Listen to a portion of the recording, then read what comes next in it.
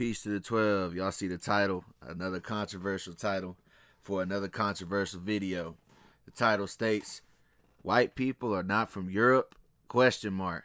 And it's really so-called white people because white is not a race, neither is black a race. Okay, those are color codes. But yeah, the so-called white people are not from Europe. And I'm about to get like at least 20 books on that, as well as a couple documents, and I'm going to get some scriptures, of course, as well. This was all inspired, as usual. You know, me, I usually don't go into the comments. I usually don't read the comments, because most of the people that comment are people who, you know, let's just say, aren't the brightest, all right? And this guy, right, I did a video, right? Once again, this video was inspired by a video that I did before this one, which was titled, The Letters Were Written to Israel, which they were. Y'all can go watch that video for proof on that. But when I did this video, this guy, a so-called white guy, he said, facts, Israelites are all Europeans, with an exclamation mark, thinking he did something, you know. Thinking he did something. He said Israelites are all Europeans, which is false. But not only is that false, but you, sir, are not an aboriginal European. You are not an original European. Okay? I'm going to get a scripture and then we're going to get right into that. Okay? Jeremiah 51:19. Okay? And we're also going to prove you're not Japheth either, for somebody to comment that. But anyway, Jeremiah 51:19. The portion of Jacob is not like them, for he is the former of all things, and Israel is the rod of his inheritance. The Lord of hosts is his name. All right, so Jacob, which is Israel, is called the former of all things. Former means earlier in time, first, earliest in time, or order, first, right? Now, see, what I'm saying, though it's controversial, what I'm saying is already known. All right, what I'm saying is already known. They already know that the so-called white man was not the first inhabitant of Europe. You want to know how I know they already know that? Well, let's just look at a couple articles before I get these books, right? This is on the Independent. It says, Cheddar Man, discovery, first modern Briton, had dark skin. Is a reminder we are all from Africa, experts say. So that's what they always run with. This is what they always run with. They even have a lot of our brothers believe in that we are all from Africa, and that explains it. No, all so-called black people, I've said this millions of times at this point, all so-called black people do not come from Africa, nor are all so-called black people the same. Okay, I've said that a million times. But they are letting you know that the first person in Britain was as black as a so-called African. Okay, now this is from the Daily Mail, right? The Daily Mail. It says GCSE pupils to be taught that the nation's earliest inhabitants were Africans who were in Britain before the English. So he says Africans were in Britain before the English. Okay, once again, that's letting you know that so-called black people were in Europe before the English, even though those so-called Africans are the original English. You know, we'll find that out later on in this video. But this dude, Spencer Wells, who is an American geneticist, born in 1969, he wrote a book titled The Journey of Man, A Genetic Odyssey by Spencer Wells, page 39. All right. He says, you are more likely to sample extremely divergent genetic lineages within a single African village than you are in a whole of the rest of the world. The majority of the genetic polymorphisms found in our species are found uniquely in Africans. Europeans, Asians, and Native Americans carry only a small sample of the extraordinary diversity that can be found in an African village. Okay? And to shorten that, why is that? Because all nations, all so-called nations, descend from the so-called black man. I'm not going to say they all descend from an African, but they do all descend from a so-called black man. I've said this before in other videos. Shem, Ham, and Japheth were all so-called black. I might do a video on that at some point, but I'm definitely going to touch on who's Japheth in this video. And so when he says, facts, Israelites are all Europeans, sir, you're not even a real European. But once again, let's get a couple more articles. Let's get a couple more articles before I get these receipts, before I get these books to show you that they've known that they weren't the original Europeans for at least 300 years. But this is BBC News. DNA study finds London was ethically diverse from the start. All right. TechEye.net. It is thought the findings to be broadcast on Thursday, a part of the BBC documentary History Cold Case, are evidence of the first known black person in Britain, predating the previous assumption by 150 years. Okay? Now, I think there might be one more. I already did that. Africans who were in Britain before the English, right? So let's get the first book. I'm going to have like at least 20 books, by the way, man. All right, before you people start clickety-clacking in the comments, watch the video. And also, let me say this too. These people will acknowledge that the first people of Europe were so-called black, but then they'll tell you a lie, as some of these people I'm about to quote, they're going to tell you a lie that, oh, what happened was these so-called black people evolved, white skin, quote-unquote, evolved. No, they didn't. All right? But I'm going to show that in the video at the end. At the end of the video, I'm going to go into that.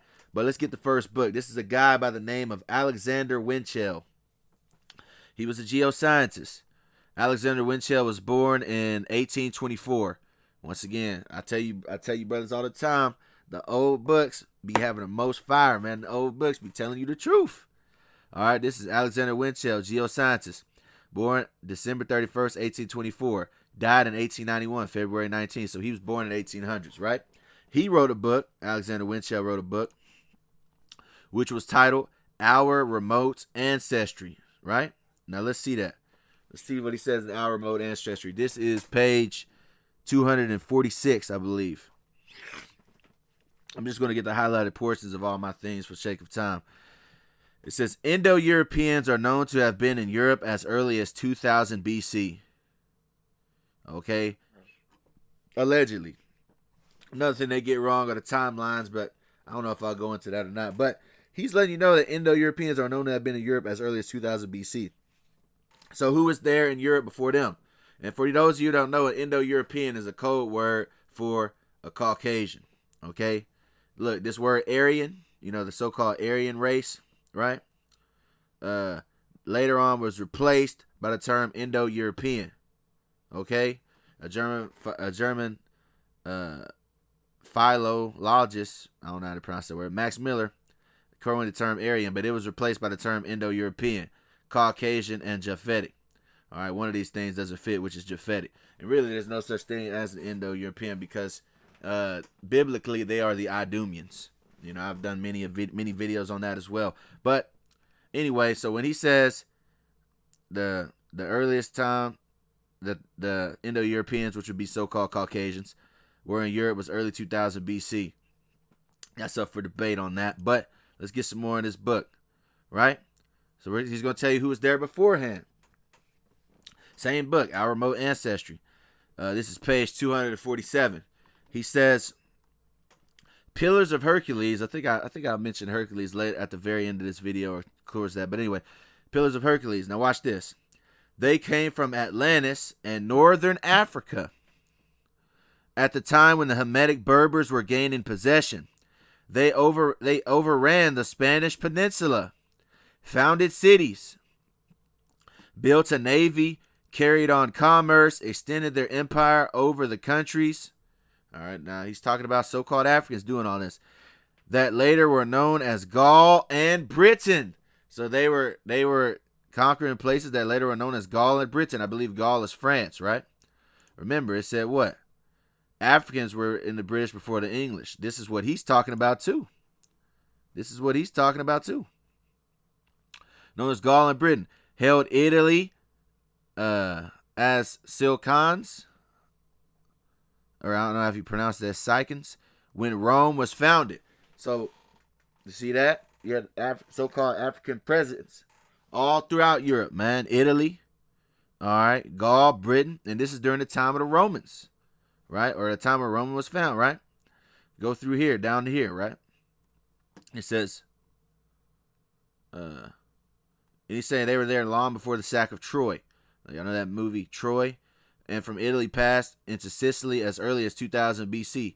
So these are the so-called Africans. But anyway, the Pelasgi Empire was at its meridian as early as 2500 BC, right? This people came from the islands of Aegean and more remotely from Asia Minor. They were originally a branch of the sunburnt hamitic stock, which means that they were so-called black Africans, according to him. The Hamites, for those of you that don't know, are so-called black Africans. Okay? You know? Now, he's alleging that these were Africans that were there. They could have been, or it could have been, the actual inhabitants of the real landmass.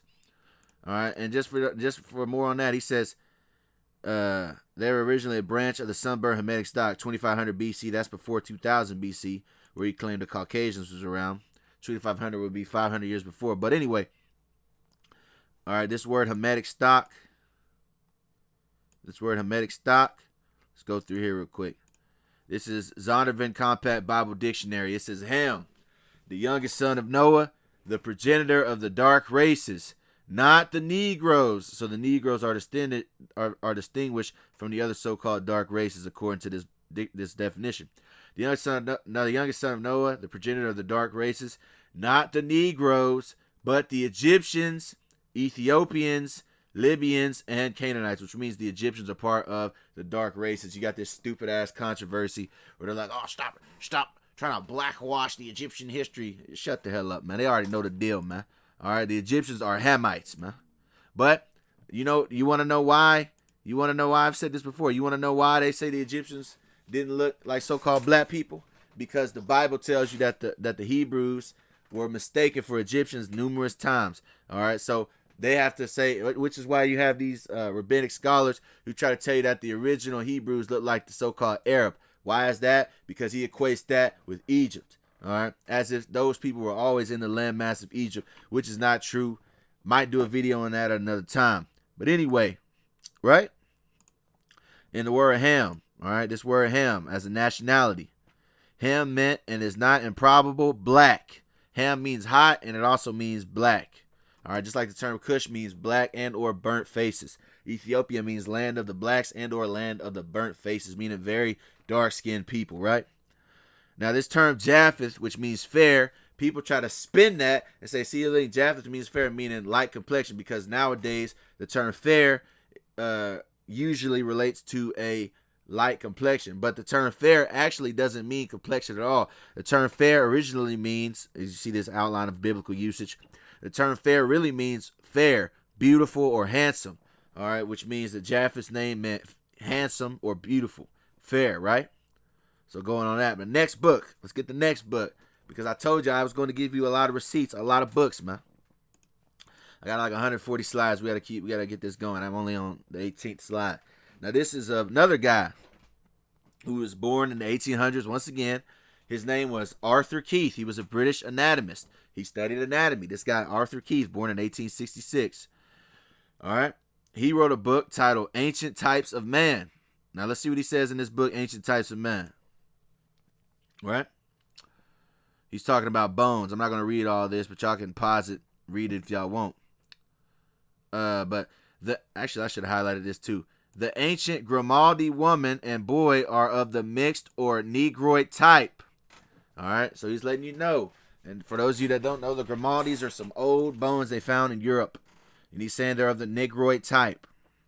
Remember, it said that the Negroes were not the same as the dark-raced Hamites, according to the Zondervan Compact Bible Dictionary. But anyway, I'm going to go down here. The shallow projecting incisor part of the upper jaw and the characters of the chin are certainly features of a Negroid race.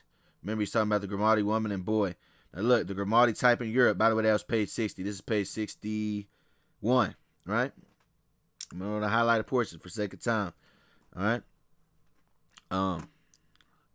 Indeed, in the features of the forehead, the Grimaldi remains agree with the Galley Hill type.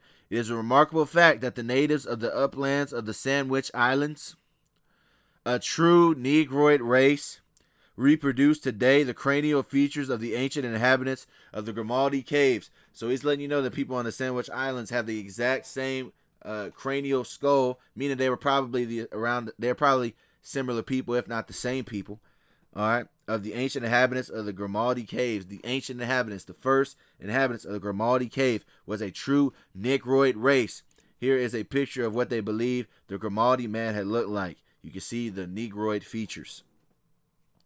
Okay, this is the Grimaldi man in British English.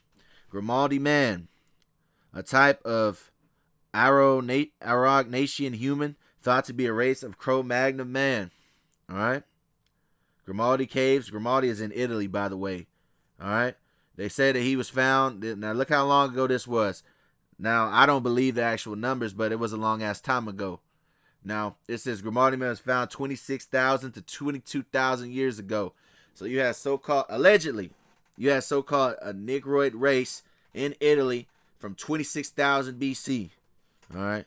So, I could have been into that, but obviously I'm not going to. But surely that tells you that the first inhabitants of Europe did not look like this woman on the right.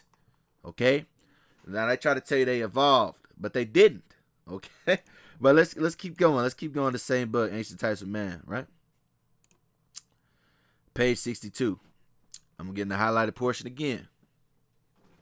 Look, he says, which black and white races have evolved. They didn't evolve at all, man. All right, you can't convince me that so-called black man evolved recessive genes that make him get torched in the sunlight. But nonetheless, it merely indicates that towards the end of the glacial period, the Negroid race, which we see in the north of Africa today, see the Negro race of North Africa of today, was already evolved, and that extended into Europe. They weren't already evolved, but they were already in Europe. You did have a so-called Negroid race already in Europe. All right. The land connections between Europe and Africa we know to have been much closer in the time of the Grimaldi people than they are today. No, actually no. Okay, we're not going with Pangea. The scriptures tell you the Most High divided the waters between the waters. But see, I have to chime in, man, because what a lot of these Idumeans like to do, even when they tell the truth, they have to make up a lie. All right, they do something known as double speech. All right, something known as double speech. Let's see if I can get that definition real fast for y'all.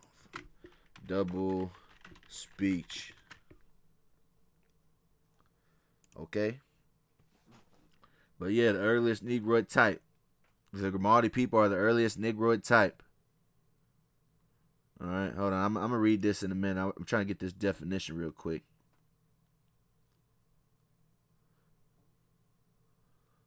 Yeah, I'm going to read. I'm going to pull it up. It's not really applicable to this. I don't think so. But we'll see. We'll see real fast. It's called double speech.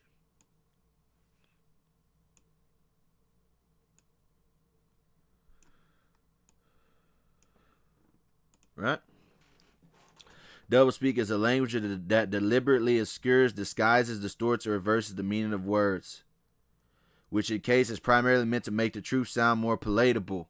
All right, yeah, to make the truth sound more palatable, it is applicable to this term. All right, so he tells you the truth, but to make it more palatable, he says, oh yeah, but then they evolved into the so-called white man, which is not true. But anyway, going back, and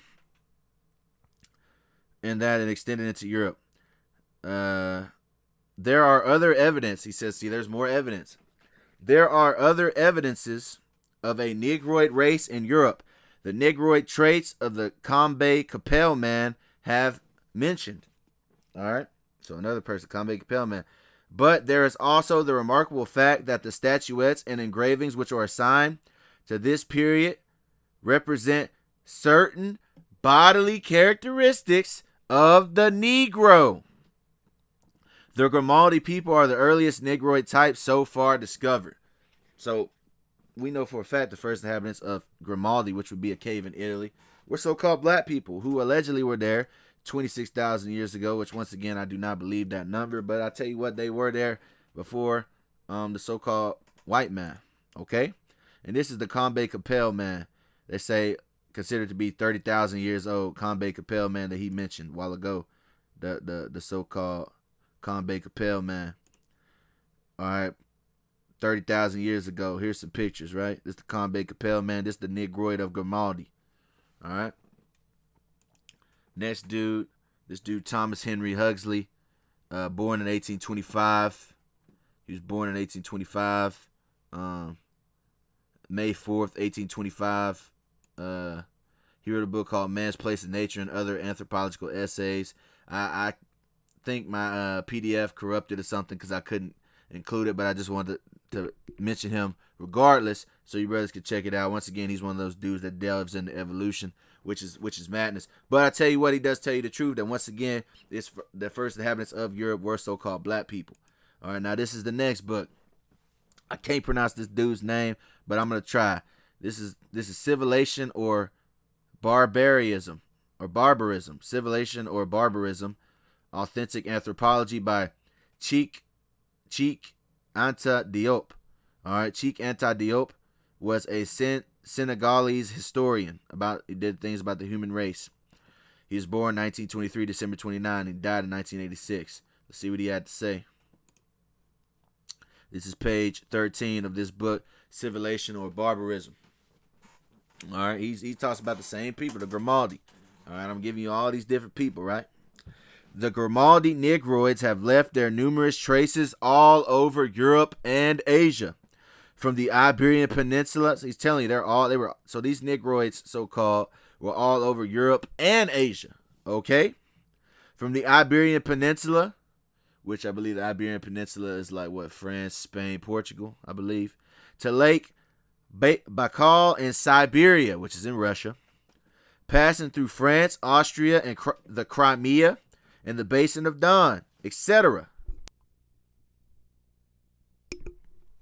In these last two regions, the later Soviet professor Mikhail Gerasimov, Russian dude, Ruski, a scholar of rare objectivity. What does he mean when he says a scholar of rare objectivity? Meaning a scholar that was being objective and speaking the facts based off of the data that he had. He identified the Negroid type from skulls found in Middle Mousterian period.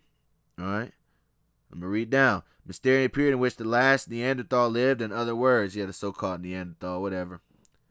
There is no other variety of Homo sapiens that precedes the Grimaldi Negroid in Europe or in Asia. All right, once again, let you know the first inhabitants of Europe were so-called Negroids. All right, you can miss me with all that once again, that evolution talk.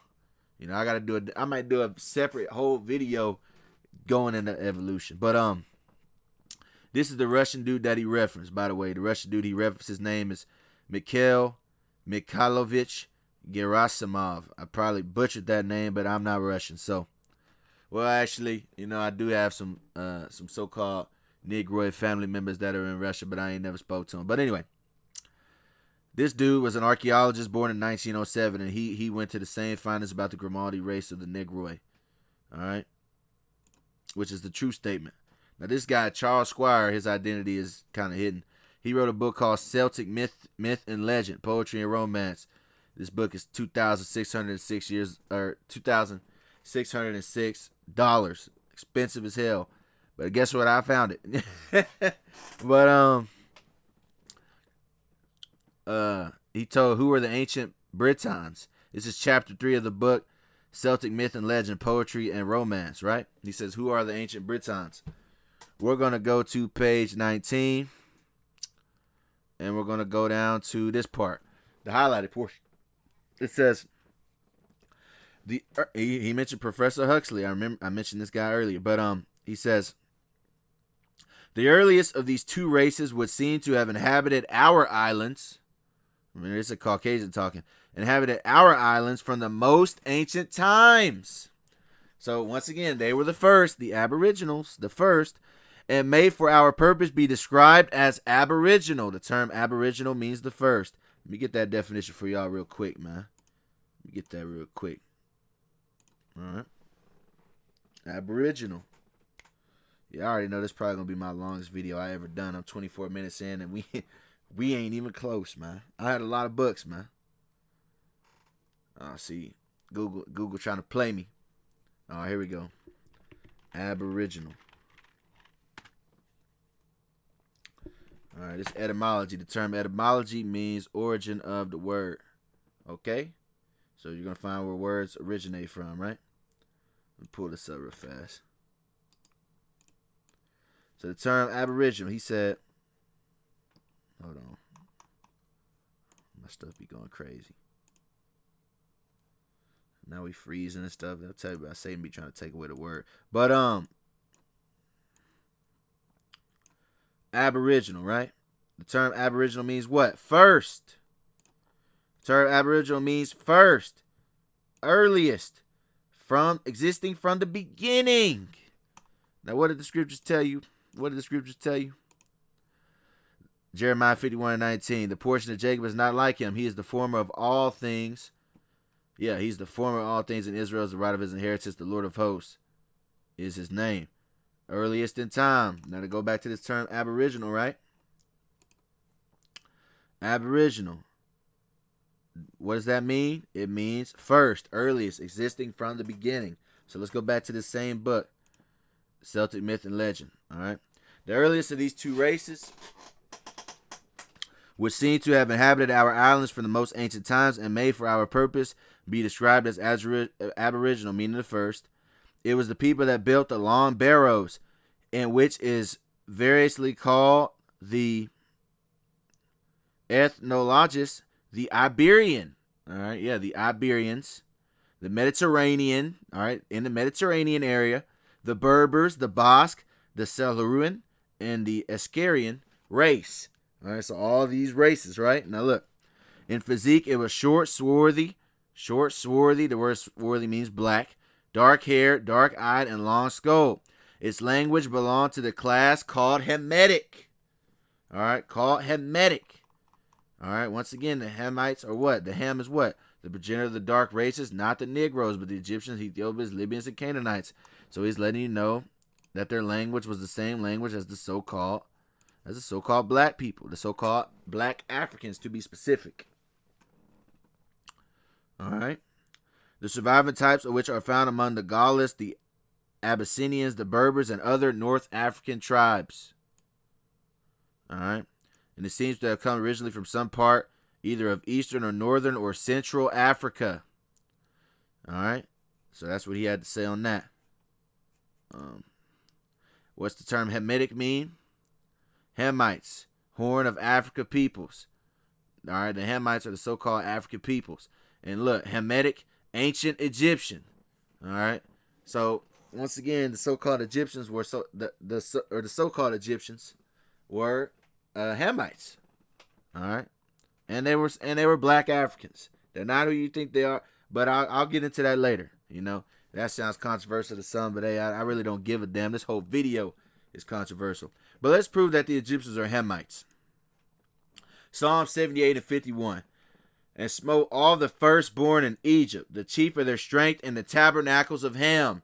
So the Egyptians are, in fact, Hamites, the ancient Egyptians, tabernacles of Ham. The Hamites are, once again, what? African peoples.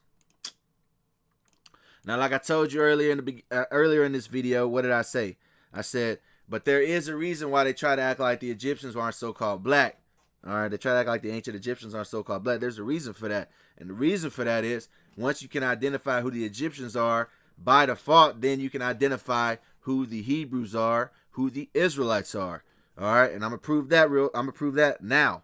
All right, because there are many instances in the Bible when the Israelites, the Hebrews, were mistaken for the Hamites, for an Egyptian. All right, there are many times where an Israelite was mistaken for an Egyptian. Okay, let's prove that. All right, this is Exodus 2:7. This is about Moses, you know, when he was first getting adopted. It's Exodus 2:7. I'm gonna get 2 and 7, and I'm gonna go to 10, then I'm gonna go to over here. All right, we're gonna bounce around. Exodus 2:7.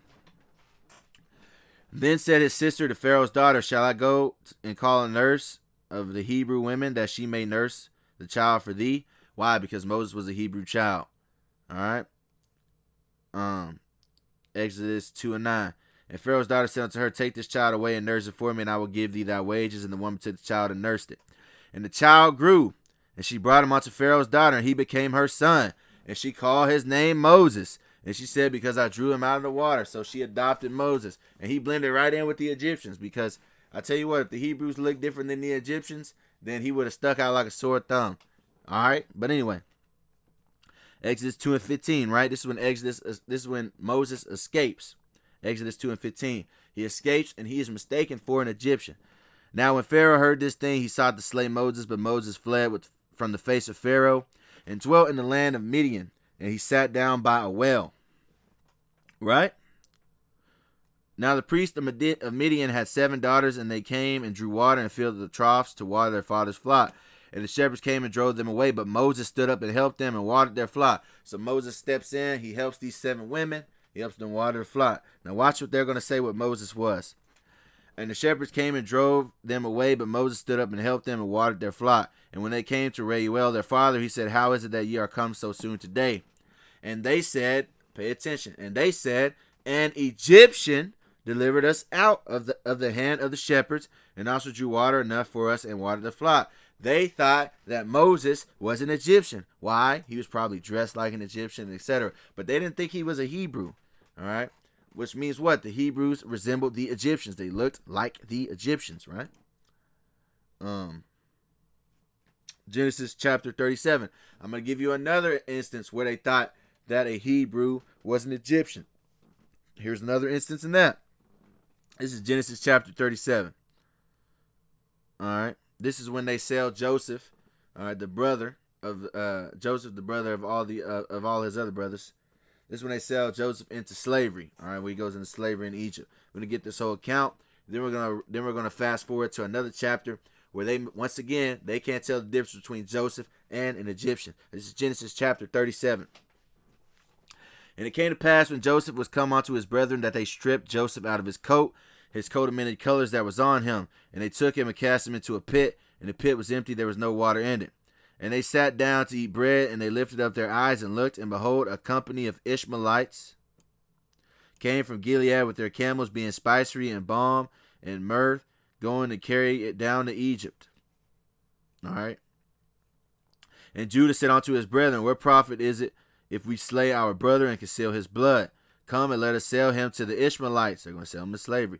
Come, let us sell him to the Ishmaelites, and let not our hand be upon him, for he is our brother and our flesh, and his brethren were content. Then there passed Midianites, merchantmen, and they drew and lifted up Joseph out of the pit, and sold Joseph to the Ishmaelites for 20 pieces of silver, and they brought Joseph into Egypt. So Joseph is sold into slavery, right? Let's get the next part. All right, so these Ishmaelites are about to sell Joseph to the Egyptians. Genesis 37 and 36.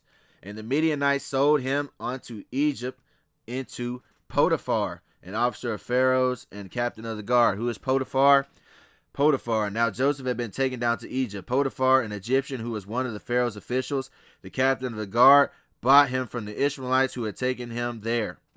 All right, so the Ishmaelites sold him to Potiphar. Potiphar was an Egyptian who bought Joseph. All right, he lived in the house of his Egyptian master. The Lord was with Joseph, and he prospered, and he lived in the house of his Egyptian master. So Moses was sold in slavery to an Egyptian. Now we're about to fast forward to Genesis 47. In verse, we're actually going to get it from the top. Genesis 42 and 3. Yeah, this is going off a little bit from Europe, but it's relevant, man. All right. And we're going to get back to more books about the Europeans in a minute. The Aboriginal Europeans. All right, this is Genesis 42 and 3. And Joseph's 10 brethren went down to buy corn in Egypt. But Benjamin, Joseph's brother Jacob, sent not with his brethren, for he said, lest peradventure mischief befall him. And the sons of Israel came to buy corn among those that came, for the famine was in the land of Canaan. And Joseph was the governor over the land, and it was that sold to all the people of the land. And Joseph's brethren came and bowed down themselves before him with their faces to the earth. All right, so they bowed down to Joseph like he was an Egyptian official. All right, because earlier on, what happened? Joseph got rank. Joseph got big rank. All right, he was second only to Pharaoh. Now watch this. And Joseph saw his brethren. And Joseph saw his brethren and knew them, and he knew them, but made himself strange unto them and spake roughly unto them. And he said unto them, whence cometh ye? And they said, from the land of Canaan to buy food. So Joseph was able to recognize, hey, these are my brothers. But they couldn't recognize Joseph. They just thought that Joseph was an Egyptian. Now we go to Genesis 42 and 8. It says, and Joseph knew his brethren, but they knew not him. So Joseph was able to understand it was them, but they didn't know it was Joseph. All right, other translations. So Joseph recognized his brothers, but they did not recognize him. All right. Joseph recognized his brothers. They did not recognize him. They couldn't recognize him. They thought he was an Egyptian. All right. So remember, they thought Moses was an Egyptian. Now they're thinking Joseph was an Egyptian. All right. Now let's get another account of somebody who was once again mistaken for an Egyptian, which is Paul of the New Testament. This is Acts 21:37. And as Paul was to be led into the castle, he said unto the chief captain, May I speak unto thee? Who said, Canst thou speak Greek? All right. Now watch this. And he was surprised that Paul was speaking Greek. Why did what? Because he thought he was an Egyptian. Acts 21:38. Art not thou that Egyptian, which before these days made us an uproar and led us out into the wilderness 4,000 men that were murderers? So he mistook Paul for an Egyptian. But Paul said, I am a man. Paul said, I am a man which am a Jew of Tarsus, a city in Cilicia, a citizen of no mean city, and I beseech thee, suffer me to speak unto the people. So Paul had to do some regulating. He said, no, man, I'm of the tribe, I'm part of the southern kingdom of Judah, because that's what the term you means. I say you because of I say you because of YouTube. Paul said, I am a man which am a you. All right, from the southern kingdom of Judah, which is Judah, Benjamin, and Levi. But anyway, he was mistaken for an Egyptian. All right, let's get a book about the Egyptians real quick. And we're going to get back to the Europeans, man. Just chill out, man. But we're going to get back to it. This is a dude named Gerald Massey. Gerald Massey was a poet, a writer on spiritualism in ancient Egypt. He wrote a book of the beginnings. That's what his book was called, A Book of the Beginnings, Volume 2, by Gerald Massey, who was another guy born in the 1800s. All right? Seems a lot of people were more honest before the 1900s, right? But anyway, we're just going to get the highlighted part. Men of the dark and despised race, the black blood royal, that fed the red, yellow, and white races, and got the skin somewhat blanched in Egypt. All right. The men who had dwelt in the Nile Valley and by fountains of its waters, the highlands above so long an unknown age past, that the Negroid type of form and complexion had modified into the primitive Egyptian. So the Negroid type was the type that was modified into the primitive Egyptian, which means what? The original Egyptians were Negroids. That's what he's telling you. All right. I did a whole video. I think the video was titled Black Egyptians or something like that. Y'all can look it up, where I went more into this. But we're gonna go down to here, the other highlighted portion. Livingstone found the likeness of these in the typical Negro of Central Africa, or rather he affirms that the typical Negro found in Central Africa is to be seen in the ancient Egyptians. All right, the typical Negro in Central Africa is the same as is to be seen in the ancient Egyptians, not in the native of the West Coast. Okay. Now, I'm gonna say something real quick. So someone would say, well, why do they look like so-called Arabs now? Why do the Egyptians look the way they look today? I'll tell you why. In 640 AD, June 6th, Arab Muslim army sent by Caliph Omar begins siege of Heliopolis. City succumbs mid to late July, paving way for Muslim conquest of Byzantine Egypt. All right, which is why most so-called Egyptians are these new Egyptians. They're now mostly Muslims, right? This is why 640 AD. But even before 640 AD, the original Egyptians were already being admixed by the Romans. All right, because so you have the Muslim invasion in 640 AD of Egypt. Then you have how long was Greece in Egypt, right? So how long was Greece in Egypt? The late period of ancient Egyptian history came to an end in 332 BC. All right, that's when it had ended. When Egypt was conquered by the Greeks formed their own dynasty called the Ptolemaic dynasty that ruled for nearly 300 years until 30 BC. In 30 BC, the Romans took control of Egypt. The Romans ruled for over 600 years until around 640 AD. So you had Greeks admixing, Romans admixing, and later Arabs admixing into Egypt to create the admixtured race that you have today. Believe it or not. Okay? Which he actually touches on. This same guy, Gerald Massey, touches on in another page of the Book of Beginnings, the 17th page. All right, page 17. All right.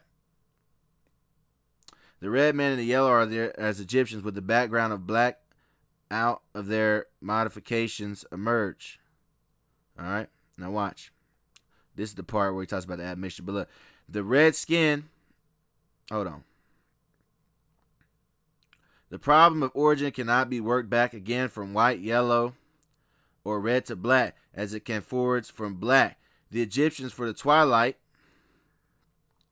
Dawning out of darkness. Now watch. He says the red skin. Keyword red. The red skin, similar to the complexion of the earliest men of the monuments, is not an uncommon variety of the Africans. So you have so-called red-skinned Africans, which is going to make me touch on a topic. Now he called them Africans red skin, similar complexions. All right, it's not uncommon in the Africans. Now what does he mean by red skin? Remember in the Bible, right? In the Bible, you have a word called ruddy. All right, you got a lot of these white trash scholars who try to use ruddy to prove that they were so-called Caucasians. But let's deal with ruddy. Ruddy is a shade of red. All right, ruddy, taken from the adjective red, right? And ruddy is used in many instances. 1 Samuel 16:12, 1 Samuel 17:42, Songs of Solomon 5:10. All right, now in this Songs of Solomon 5:10, it says, "My beloved is white and ruddy, the chiefest among 10,000." They say, see, look, he's white and ruddy. But this term white, in this instance of its use, the term white is talking about he's clean. All right, the term white means clean, which is once again why I call a so-called white man so-called. All right, because the term white means clean, pure, good, angelic, all that, right? It means light. All right, which I'm not calling him that. But just to prove that, it says, "My beloved is white and ruddy." Look at these other translations.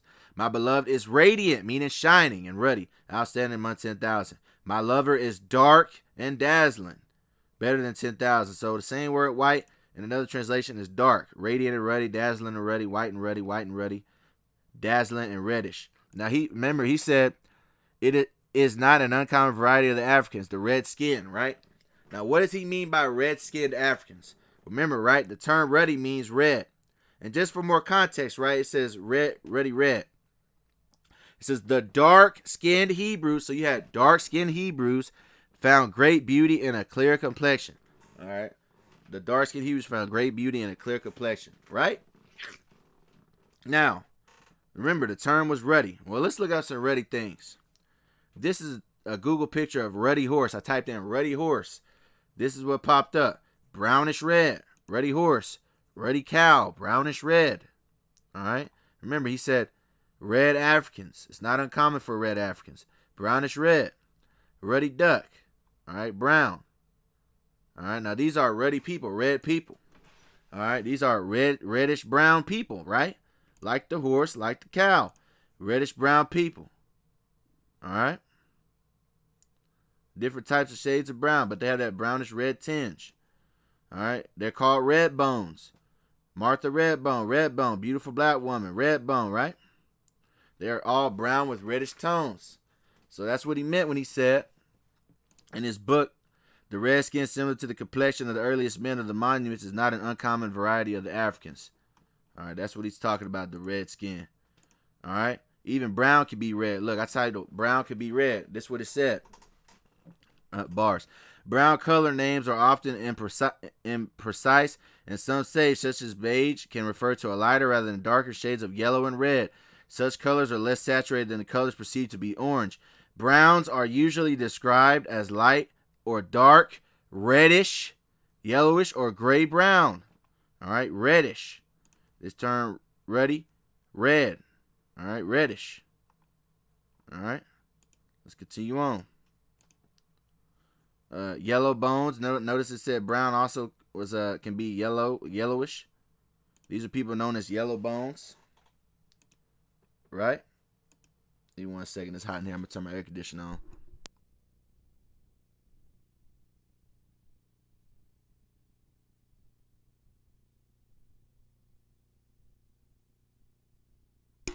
All right, I'm back. All right, they're called yellow bones. Hopefully my power don't go out. It's about to storm. But yellow bones, yellowish browns. All right, these we already mentioned the red bones. So it said reddish, yellowish, or gray brown. All right, and they even have dogs that are called red bones. Coon hunt with red bones. All right, which once again are brownish red. All right, Wesley Snipes black. All right, so you have people from yellow bones to reddish brown people to Wesley Snipes black, which is a term darker than jet black. All right, the Wesley Snipes black. All right, very dark skin, right? Now, let's go to the next part that he stated. Let's go to the next part he stated.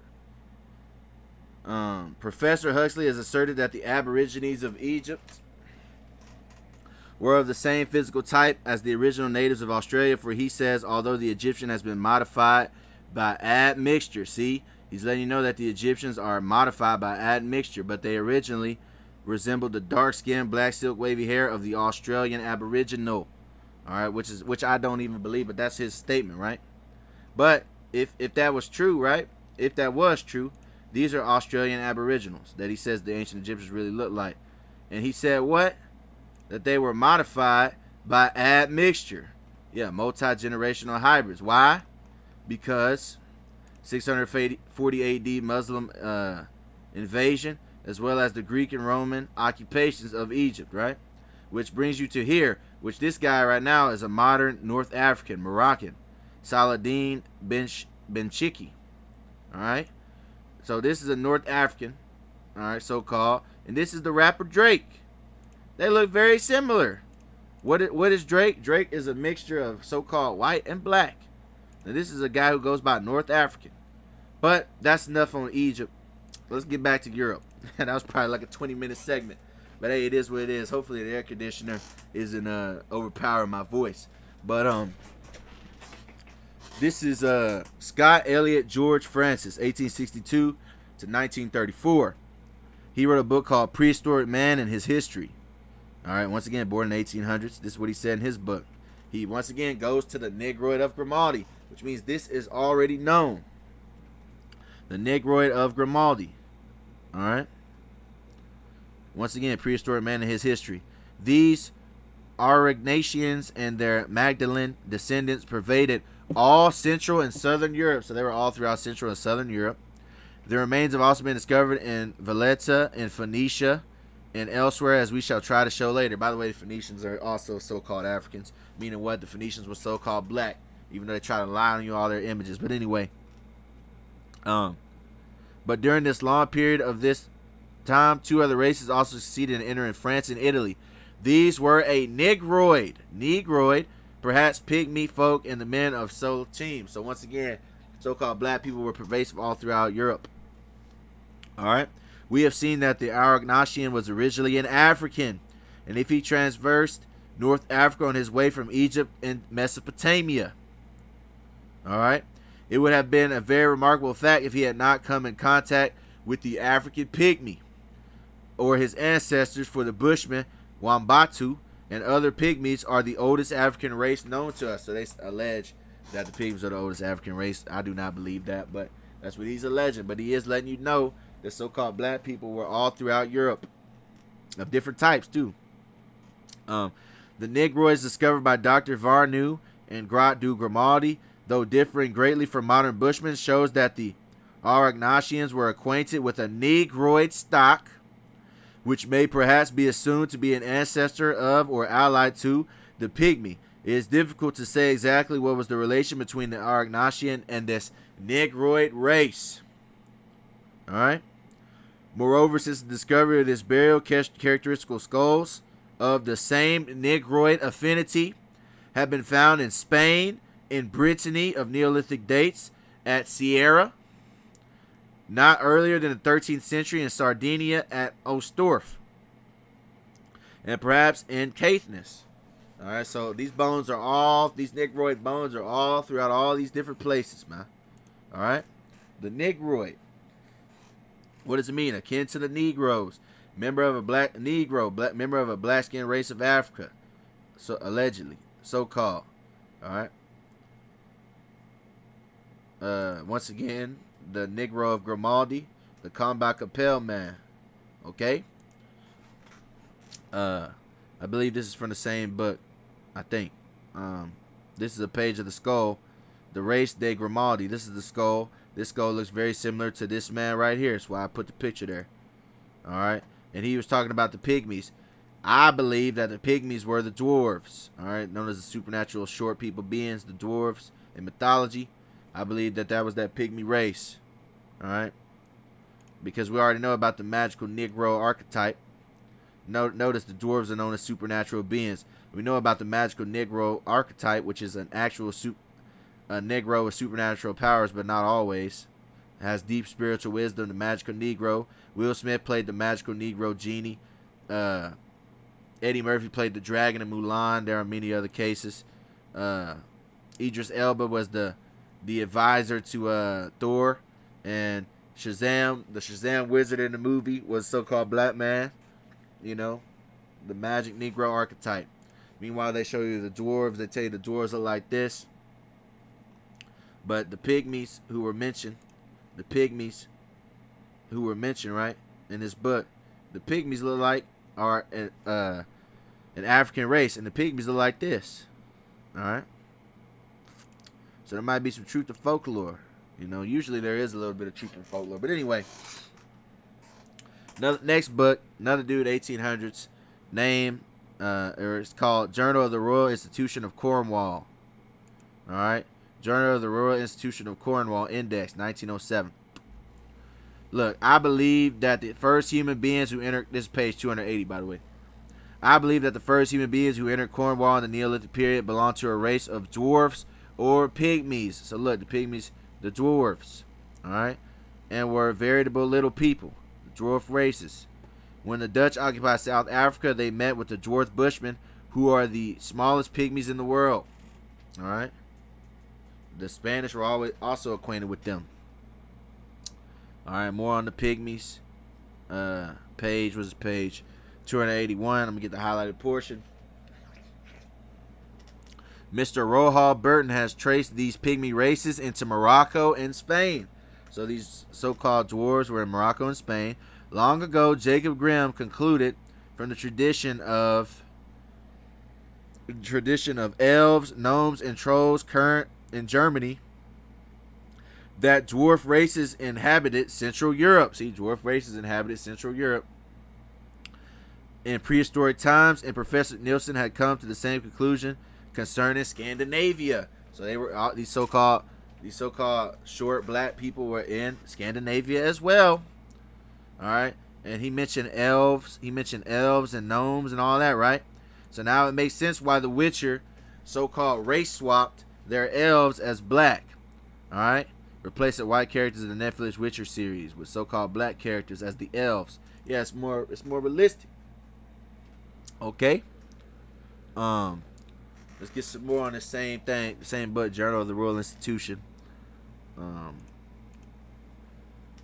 It has shown that Picts houses of Scotland and fairy legends of the North may be traced to the race of prehistoric dwarves. All right, we'll deal with the Picts in a minute. Picts. Dwarf races inhabited Britain previous to the Celtic invasion, and these views have met with general acceptance. So this is generally accepted. They already know all these things, man. All right. And by the way, the ancient Celts were also so-called black. I'll deal with that in a minute. But Cornwall then was in the early days of Neolithic age inhabited by a race of pygmies like the Bushmen of South Africa. All right. And whom for convenience I shall call the Pixie dwarves. The Pisky dwarves. All right. So yeah, this is known. Like I told you. Our knowledge, or this knowledge is known, man. What I'm saying is controversial, but it's only controversial because though it is known, it is not explained to the masses. This is another guy, Albert Churchward, 1852. Origin and evolution of primitive man. All right, so he's going to go into his evolution spiel, which I don't believe, but he is going to admit who the original man was, right? All right, this is page 12. But gentlemen, it was in Africa that the little pygmy was first evolved from the Pithecanthus erectus. No, but he's going back to the pygmies, right? Verse 13. Not only Africa, but Europe, Asia, North and South America, and Oceania. All right, so these pygmies were all throughout Europe, Asia, North, South America, and Oceania. Outside Africa, they still exist. In New Guinea, New Hebrides, the forests of Bolivia, and South America. All right. The tall race of Europe who came up from Egypt were an exodus of the Turkana. These Nilotic Negroes. All right, so once again, the Negroes were in a tall race of Europe. are still found. Notice elves are known as being tall. All right, like in Skyrim, you have the high elves, which are tall. All right, Nilotic Negroes are still found in Africa. Fine race of men. Pause. The Cro-Magnon man of Europe, he was followed by another race from Egypt. All right, of shorter stature, like the Ipswich man, and after the Galley Hill man. I believe one of these people were debunked, but the other still remains. And this is a Nilotic Negro. Okay. Next book, James H. Anderson, 1857. All right, we're gonna see if we can get through this, man. I'm 55 minutes in. I told you this is probably gonna be my longest video I ever did. James H. Anderson, 1857. He wrote a book, Riddles of Prehistoric Times. All right, we're gonna get the highlighted portions. Riddles of Prehistoric Times. The little dark Welshman, the Scotch and black Celts to the west of the Shaman River in Ireland, as well as the same kind of men. Look, he said black Celts. Like I told you, the original Celts were black. Black Celts to the west of Shannon River in Ireland, as well as the same kind of men in Brittany and Aquitaine in France, the Ganches and the Canary Islands, and the Berbers in Africa are all probably the remnants of the race. So he's comparing all of them to be of the same race, right? That's what he's doing. All right. Once again, this is known history. All right, darker complexions all throughout that, right? All right, and he starts dealing with Thor, Odin, and that, which means what? What did Thor, Odin, and all them, those fake gods, what they originally looked like? That was page 57, by the way, that book. Next page, 58, Riddles of Prehistoric Times, written by the same dude. He says, now look, he says the first inhabitants of southern Europe, northern Africa, Arabia, France, and the British Islands were a race of small men who did not average in height more than about 4 to 5 feet inches. This is what he's saying, allegedly. But they were of a slight build with dark complexion. He said Africa, Arabia, France, and Europe. They were all so-called black. They were the first inhabitants. Okay? They were an African people. Okay? Period. Next dude, born in 1816. Daniel Wilson, The Archaeology and Prehistoric Annals of Scotland. All right, he talks about the Scottish. See what he has to say. Page 477 of this book. All right, black. The Scoti appear also to have been the fair race, which may perhaps be assumed as the indication of the purest Caucasian origin. So he's trying to say, oh, maybe the Scoti were the Caucasian origin. But he also mentions the black Celts as well. But we're going to find out that the original Scots were black too, so he was wrong. All right, we're going to go by this guy, David McRitchie, right? Born in 1851. He wrote a book, Ancient and Modern Britons. David McRitchie, Volume 1, Ancient and Modern Britons. We're going to go to page 16. Well, this isn't the Scottish part yet, but I'm going to get that in a minute. But I just want to type in that he's going to say something very interesting. This is page 16 of Ancient and Modern Britons. See if I'm still recording. YouTube be trying to cut me off sometimes. All right, page 16. The question of the origin of the white races, which have now long held the supremacy in these islands, scarcely enters into the present inquiry. Yeah, they don't mention it. Which has to do more with their colored predecessors. All right, the colored predecessors. All right. We're going to go down to here. He also talked about the Aryan migration. We're going to go out of here. All right. While a fourth, as we see, hints that the home, if not the cradle of the right race, was Europe. So they're saying, all right, is the cradle of the white race Europe? But there seems little probability of any of these theories ever becoming substantiated. So there's not really any substantial evidence to state that they come from Europe. That's because they don't come from Europe. All right, they come from Mount Seir, but before they came to Europe, they were in Central Asia. Okay.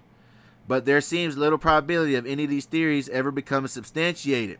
We have just seen that many scientific men hold that there are some grounds for believing that portions, at least of Europe, so at least portions, but it's the whole of Europe, have formerly been inhabited by black, tawny, and copper-colored races. All right, so the original Europeans were black, tawny, and copper-colored races.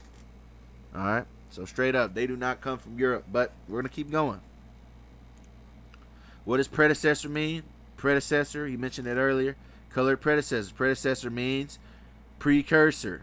A person who held an office before the current holder. All right, the Aboriginal Europeans, an ancestor or forefather. Right. This is ancient modern Britons, page 7.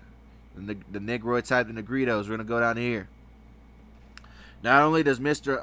Huxley argue from the appearance of certain existing Britons that they represent in a degree a British race of Australoid type, but there are visible and tangible proofs of the previous existence in our island of such a people. Yeah, and the Australoid-looking people of Europe are the original Japhites, by the way. Those are the original Japhites. All right, and through process of time, you had Hamites, Shemites, and Japhites all in the part of Europe. But the truly original inhabitants of Europe were the Japhites, would be these Australoid-looking people. All right, these proofs are craniological. All right, we know, says the writer of a small pamphlet on that the first inhabitants were of an Australoid type. We know the Australoids look like so-called black complexion. Okay, let's keep going. Page 8. All right, look, he said what? Let's go back real fast. He said the first inhabitants of Britain. All right, the Australoids. Let us say certain tribes of ancient Britons. No, let's not say that. That's the truth. It was all Britons. But anyway, and more especially those of the northern parts were chronological of a type approaching to the Negro or to the Australian race. So you had Negroes and people of the Australian race in the autumn 1865, right? The skulls found in chambered mounds in Great Britain, in which Dr. Daniel Wilson refers to as being those of the earliest race. So the earliest inhabitants of Europe were so-called black people. All right. Once again, this is known. It's just not shown. It's known. It's just not shown. Let's go to page 201. Remember they mentioned the Picts earlier. The Picts, P-I-C-T-S. Actually, I skipped ahead. We're gonna go to page 198. Ancient modern Britons. All right, it says, since we see that the people known to be specifically as the Picts, P-I-C-T-S, were of a black complexion. So the Picts were black people, okay, so-called black people. It became a question whether their chief allies, the early Scots, were not of a kindred hue. So the early Scots were of a kindred hue as well. Meaning what? The original Scots were black.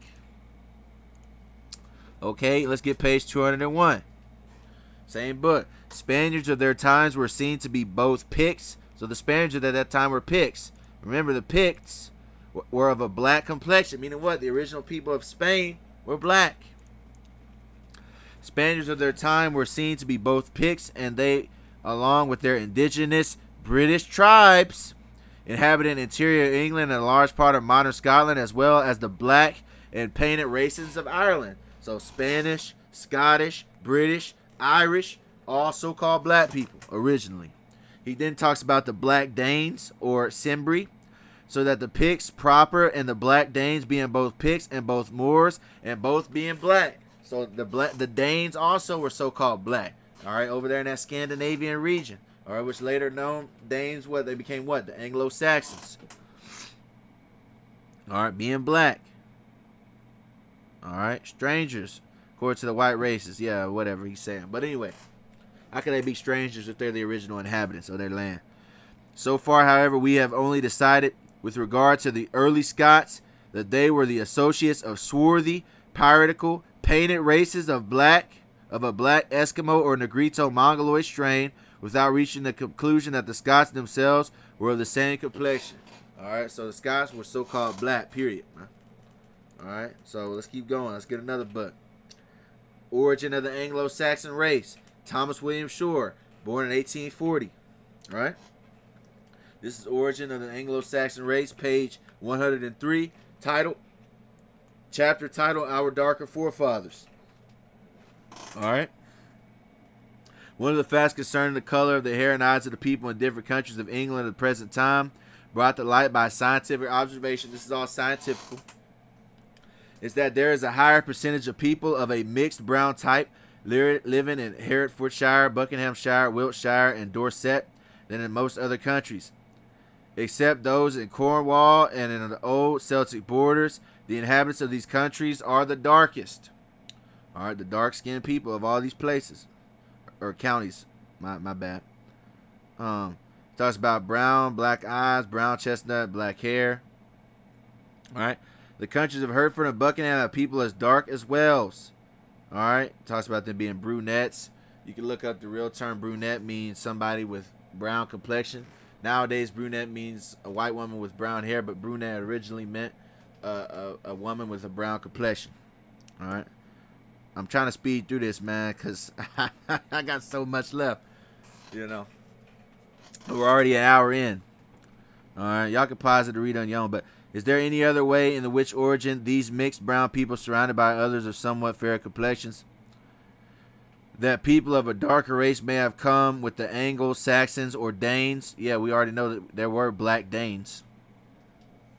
And have settled largely in these parts of the country. They didn't come with so-called white people. They was already there. There is circumstantial evidence that the people of a brown or dark complexion did come into England during the time of both the Saxon and the Danish settlements, and that they may now be summarized, right? The winds, specifically so called by the Germans, included some tribes much darker than the Saxons and Angles. All right. He talks about the Saxony and Prussia, present time shown. They are the darkest people in northern Germany, children of the Windish district of Lusatia, were to be brunettes. Once again, brunettes is talking about brown-skinned people. And the Slav nations are not dark. Yeah, the Slav, that's where the term slave comes from, by the way, the term Slav. Let me type in brunette real quick, show you I'm not capping. Show you I'm not capping. It's storming outside, so it might be a little hard to get it, but we're gonna see. Show y'all I'm not capping. The term brunette, yeah, look. Here we go. This is what brunette used to mean. Come on, man. Thank you. Tawadi Yahawah, yahawashi for that. See if I'm still rolling too. Yeah, I'm still rolling. Right? Alright. When he says brunettes, he keeps saying brunettes, right? Term brunette means dark complexion person. Alright? Brown. Alright? It doesn't mean a person with brown hair originally. Alright? Words have been changed. Brown complexion. But anyway. Where was I at? Brunettes. Yeah, the Slav nations were not dark. Term Slav is where the word slave comes from. The Slavic peoples who were Caucasians. But 106 Origins of the Anglo-Saxon Race, same book. He says there is in addition evidence that points to Norwegian of a brunette appearance as other sources whence brown complexioned people may have come into England. Alright, they was already in England. We already know that from all these other books. Alright, but he's trying to see where he fits in. Right? The Norwegian type. And this has been referred to by anthropologists to be a very ancient settlement. There are prehistoric brown race. Yeah, prehistoric. Alright, the Aboriginals, prehistoric brown race that survives in the highlands of Central Europe and is known as the brown alpine race. This race is to have extended before the dawn of history, meaning the original people, much further northwards in Germany. So these brown complexion people were also in Germany, right? Brown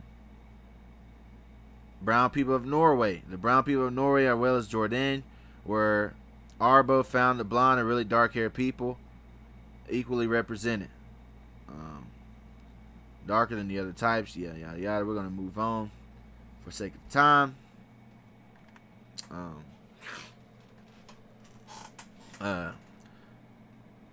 Dark type. Norwegians of a dark type. The consideration of the probable origin of the great proportion of brunettes is to the South Midland countries of England leads us of the color names, surnames, and place names, which probably have been derived from their original settlers. Original, aboriginal, meaning what? The first settlers. For example, there is a common name, brown. This has been derived from the Anglo-Saxon brune, signifying brown. It is not reasonable to doubt that when our forefathers called a man brun or brown, they gave him this name as descriptive of his brown complexion. Brune was a name not confined to England in the Anglo-Saxon and later periods. On the contrary, we find that it was common name by the Germans in ancient Germany. All right, you had the brown people of ancient Germany, right? Oh, let's see. My thing looks like it froze. Okay, we're still rolling. Dark Forefathers, page 109. It is not probable that people who were originally designated by the color names brown, black, gray, or the like gave themselves these names. So these names were given to them by themselves. At least that's according to him. But he's saying they were brown, black, and gray, right? Gray probably means ashy. Look, dun is Old English meaning brown or black. All right. As regards to the ancient brown race or races of Northern Europe, there can be no doubt of their existence. So there's no doubt that these ancient people were in Northern Europe, is what he's saying. Okay, the term Negro means brown, by the way, according to the 1755 Samuel Johnson Dictionary. The consideration of evidence, page 111, same book. The consideration of evidence that people of brunette complexions were among the Anglo-Saxon settlers of England leads on to the people of still darker hue, the dark, black, or brown-black settlers. See that? So, yes, black. Because somebody can say, oh, he said brown. Well, look, black settlers. Black man, Blake man, Blacka man, Blackaman, Blecka, black, or various names. All right, meaning what? Meaning black man. All right, survival of black people of the old Celtic race. Like I told you, the original Celts were so-called black. Believe it or not. All right. Now, speaking of all that, now let's get some things. Speaking of the Vikings, this is Egil Saga, an Icelandic classic. Igland Saga, right? It says what? Grim was swarthy and ill-favored. All right, this is chapter 1. Grim was swarthy and unfavored. What does swarthy mean? According to 1755 dictionary, swarthy means black, dusky, or tawny. Black. The swarthy Africans. All right, the black Africans. All right, look. Chapter 3, the beginning of the rule of Harold Fairhair. Harold, son of Halfdan Swarthy. And Halfdan Swarthy's real name was, another name for Halfdan Swarthy was Halfdan the Black. All right. Now speaking of Halfdan the Black, let's prove that. Origin of the Anglo-Saxon race, page 112.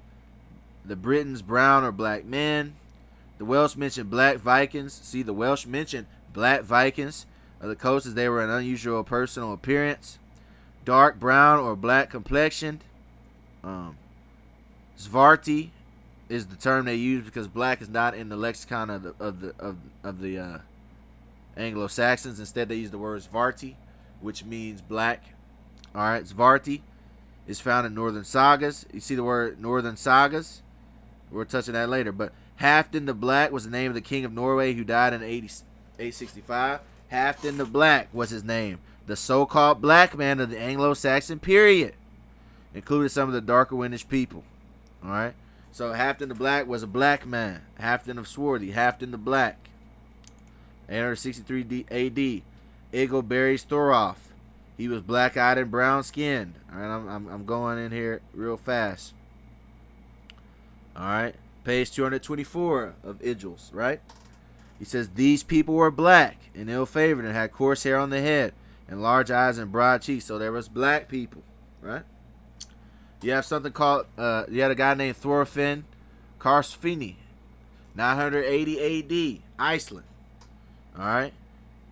There's an anime out here called Vinland Saga. I haven't seen it yet, but I wonder if they drop any dimes in Vinland Saga. You brothers can let me know in the comments. But Vinland Saga was based off of real events. I'll tell you that. Because in this book, written in 1007 A.D., the beginning of the Vinland Voyage, page 219, talking about Vinland Saga, right? Served a Thorhall was called the hunter. He had long been with Eric and served him as a huntsman in summer, a steward in winter. He was a large man and strong, black, and like a giant, silent and foul-mouthed in his speech. So he was a so-called black man, believe it or not. All right, now let's get to another book called A History of Vikings by Gwyn Jones, born in 1907. Gwyn Jones, A History of the Vikings. This is what he stated. In page 76, the Norsemen in Kiev in 1018, despite their unquestioned Swedish origin, were described by Thietmar of Merseburg, being the first part of the Danes. The Irish annalists, most part Danes, Slovakia. The Irish annalists were a lesson to all with their division of Norse invaders into white foreigners, Norwegians, Fingali, and black foreigners, Danes. All right, so the Danes were black, Dub Gaul, but it was a lesson no one heeded, nor do we know why they distinguished them by color. All right, the Black Danes. Page 77, same book, History of the Vikings. The Welsh Chronicles, for example, made no such clear distinction. The Danes coming in by the way of England and Norwegians coming in by way of Ireland were pretty well all black. Black Gentiles, black Norsemen, black hosts, pagans, devils, and the like. See that? All right, let's continue on. All right, the Black Danes. Okay, he said that. Let's see if we're still recording. We're still rolling. Let's go back to ancient and modern Britons real quick. Page 203. All right. You know who else was so-called black? The Gypsies, the so-called Gypsies. The first advent of the Gypsies in Scotland farther the wild black Irishmen of Queen Elizabeth's reign. During the time of Queen Elizabeth, there were wild black Irishmen, so-called, with plaited hair, swarthy skin, swarthy meaning black. And the Finland, haunts and virtually a gypsy in his island, the mother country of the Scots. We already know the so-called Scots were originally black. The speech of the Scots, the Moors were Picts, the gypsies. So the gypsies, the Moors, and the Picts were all the same people. Whether Moors or gypsies were Picts. The term Picts means painted people. Hold on. We'll get there in a minute, though. The Scots were gypsies. All right, so the original gypsies were also so-called black. However contradictory this deduction may appear, it must never be forgotten that the people who made Scotland an independent nation were not Scots. All right, yeah, whatever. I did highlight this, though, because he's basically going to let you know that it has been an identity theft, and people just started calling themselves Scots. People started calling themselves Moors, Picts. People started calling themselves Gypsies. All right, look. I'm going to get this part. It is true they identified themselves with the earlier races and readily assumed the name of some of the ideas of their adopted country. So they just stole their names. Identity theft. For men are very chameleons in their aptitude for taking on a local color, but they were not Scots. All right, this is according to him, but he's letting you know that identity theft was there, and they just took on their names, customs, culture, all right, and they took over their landmass and just acted as if they were the original people. Okay? And then it goes, for example, the good Sir James. He boasted of his aboriginal blood. He was the black man. That's what his name meant. A black and swore complexion. So Sir James was a so-called black man. All right, the term gypsy, a member of the Romani people, Europe, Anatolia. Those are the gypsies, right? These are what they show as gypsy people in 1904. All right, the term Moor. Let's go back real quick. The Moors, or as gypsies. So the Moors were gypsies. A Moor is a Negro, a blackamoor. Okay? It's a picture of the Moors. Y'all probably familiar with them, of course. Now the term Pict. Term Pict means a painted person, because at the time those so-called black people were painting their skins blues, greens, and turquoises. All right, what known as the woad stain. All right, let's get another book. William Boyd Dawkins, born. This book was published in 1880. Early man in Britain and his place in the tertiary period. He's gonna tell you once again they was all black, man. You know, I've been proving my point, but I'm trying to just keep hammering it home, man. All right. 323 page, right? From the intimate manner in which they associated with the Iberians by classical writers, coupled with the agreement in small stature and swarthy complexion. Yeah, there goes Iberia. We talked about that earlier. All right. They belong to the same non-Aryan branch of the human race. Yeah, non-Aryan meaning what? Non-Caucasian, non-Indo-European. They were so-called black. All right. It is also by no means improbable that the small swarthy Etruscans, whose empire extended in the earliest times recorded by history north of the Alps and the Tyrol. The Etruscans were the people who were before the Romans, okay? And the Etruscans were so-called black. All right, he just said the swarthy Etruscans, right? The Iberians of France, Spain, Wales, northern Italy, small dark Etruscans. Pointing out that if we could go... Now look at this. He's going to say all of Europe was black. Pointing out that if we could go deep enough in past time, we should find that the whole of Europe was inhabited solely by swarthy non-Aryan populations. All right, so all of Europe was inhabited by black, non-Caucasian populations. All right, the Etruscans. All right, there was an empire. Y'all can look them up. Meanwhile, they'll show you this is what the Etruscans look like, but that's a false, fake images. The Etruscans and the first Romans, the Etruscans were so-called black. We just got that. All right, they just be whitewashing damn history. All right, page 324. With regard to the rest of the peninsula, sufficiently accurate observations have not yet been made to justify any conclusions as to the exact areas now occupied by the descendants of Aborigines and Celtic invaders. All right. The latter equally handed down to him their dark complexions. Yeah, the Spaniards, right? I do not know that any important physical difference has been observed between the Moor and the Iberian, meaning they're the same type of people. It is very probable that the two are closely allied together and connected with the Berbers of northern Africa, considered by Professor Bach to belong to the same stock as the Iberians. Yeah, they was also called black. Once again, here's a picture of the Moors.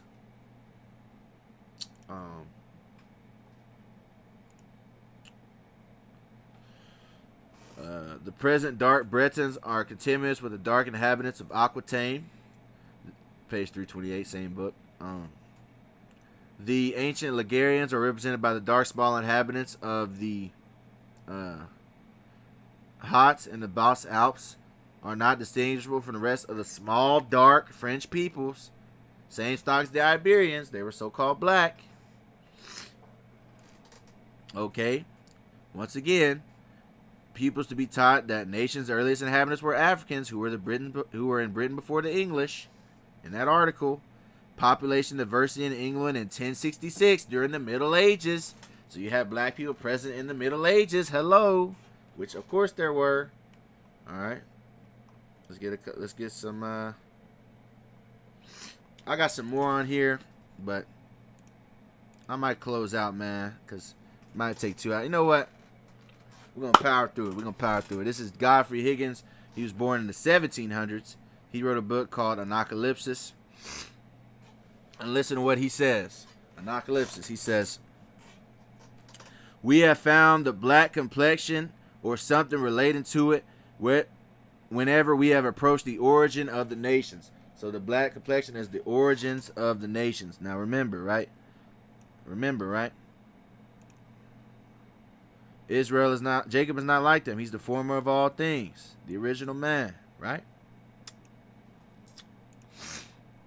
Anyway, let's go back. This is Anacalypsis, page 399, by the way. We have found a black complexion or something related to it whenever we have approached the origins of nations. The alma mater, the goddess Motamamia, the founders of the oracles, the Memons of first idols were black. Venus, Juno, Jupiter, Apollo, Bacchus, Hercules, there goes Hercules again, Ashtaroth, Adonis, Horus, Apis, Osiris, Ammon. In short, all the wood and stone deities were black. I once saw a man repainting a black god on the house side of Italy. Remember, he wrote this in the 1700s. So he's telling you, that all the original idols of all these fake gods were black. Okay? Same book, page 173. Mr. Maurice was probably ignorant that in all Roman countries of Europe, in France, Italy, Germany, the god Christ, you see the word Christ, the god Christ, as well as his mother, are described in their old pictures and statues to be black. You see that? So the god, or yahawashi, who was ignorantly called Jesus Christ, was depicted as black. All right? There's something you can look up called the Black Madonna. Now, in reality, this is an idol that represents Nimrod, but they're claiming that it's Christ. But that's a whole nother video for another day. All right? 174, God in the arms of his black mother. All right? If the reader doubt my word, he may go to the Cathedral of Malines. All right? Himself, perfectly black. Black Madonna holding her black son, right? All right? Let's go to another part, right? There is scarcely an old church in Italy where some remains, the worship of black virgin and black child, are not to be met with. Very often the black figures have given way to white ones, and in their cases, the black ones are hidden as being sacred, were put in retired places at the churches, but were not destroyed, but are yet to be found there. All right, so they started hiding these black images, but they're the original images. Why? Because black people originally inhabited Europe. Okay, here's a picture of the Pope praying to the so-called black Mother Mary painting. All right, there's a video on YouTube. Pope Francis prays to the Black Madonna. All right, where we at? All right, we keep going, man. My longest video for show. All right, the Roman Christ in Europe, black virgin, black child. Okay,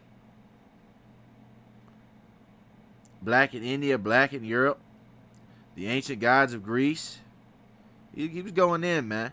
He even talked about that stupid shit where they say that, oh, you know, it was smoking images and stuff, or they were breathing smoke on the images. You know, be lying. Yeah, this is what he says, right? He even says it, right? I got it, page 174. He says, when the circumstance has been named the Roman priests, they have endeavored to disguise the fact, hide the fact, by pretending that the child had become black by the smoke of the candles. But it was black when the smoke of a candle never came. That's right. And besides, how came the candles not black in the white of the eyes, the teeth, and the shirt? That's right, because they say, oh, smoke is what turned them black.